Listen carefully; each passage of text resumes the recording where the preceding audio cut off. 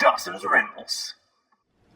Hey YouTube, Dawson Rider here. Welcome to another Power Rangers theory video. Now right off the bat here, I want to say that this theory video is based on international spoilers from Power Rangers Beast Morphers from the most recent episodes, or one of the most recent episodes. So if you are not wanting to keep up with the international shows or the spoilers and you want to wait till it airs here in the US, leave this video now and come back later after you've seen it, after either you've caved or you've waited till the fall. But this is going to include information from that video, so go on and then come back.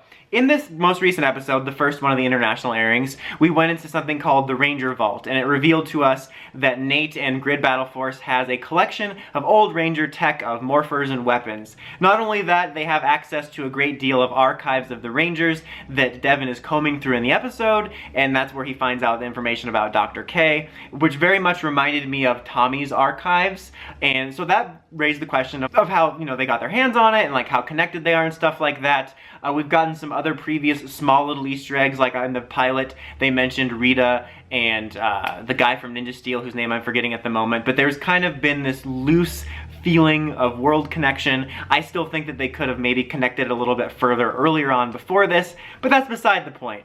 So my theory is revolving around Jason. If you couldn't tell by the title of this video, I recently made a theory about him based on episode descriptions that'll probably be blown out of the water soon from the episodes. But the theory is, obviously, is Jason in charge of Grid Battle Force? Is he the reason that we have all this tech? That's been a theory that I've seen tossed around early on, but I didn't really give much thought to it just because every time a new season comes out, that's always a theory, that Jason's in charge, Tommy's in charge, Adam's in charge, Carter's in charge, Wes is in charge. It's like, the season's just announced and everyone's like, wow, can't believe Jason was in charge the whole time.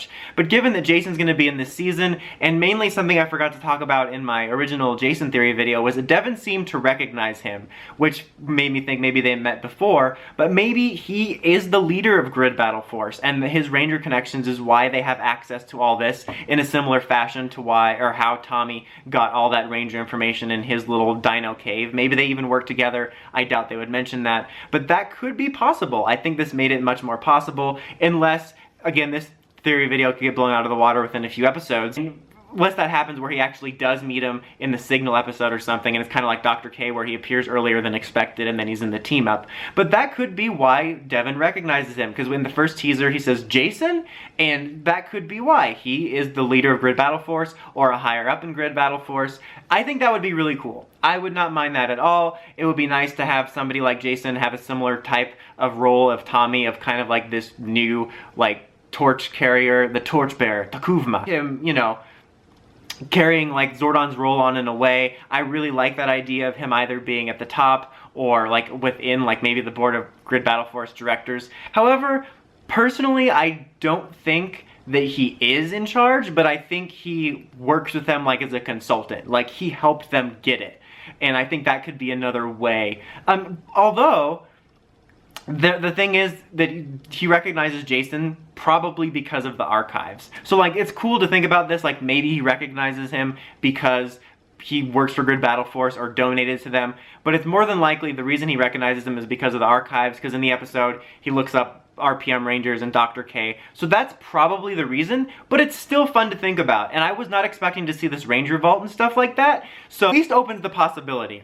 Like a lot of things with Beast Morphers, I wouldn't think it would have happened, and then they did, so it was at least fun to think about, even though he probably knows about him for the archives. But maybe it's both. Maybe he looked up Jason in the archives, he's like, whoa, this dude donated Ranger Tech, or made these connections with the other teams, or he's the president, you know? So what do you guys think? Do you think Jason is up at the top of Grid Battle Force? Do you think he just donated it? Or do you think Devin just knows him from looking up the archives? And what would you prefer to see? Let me know in the comments as always. Until next time, like, comment, subscribe, and climb the steps and ring doorbell to ring that bell so you can get more videos like this and other nonsense. Till next time, Dawson Rider signing out.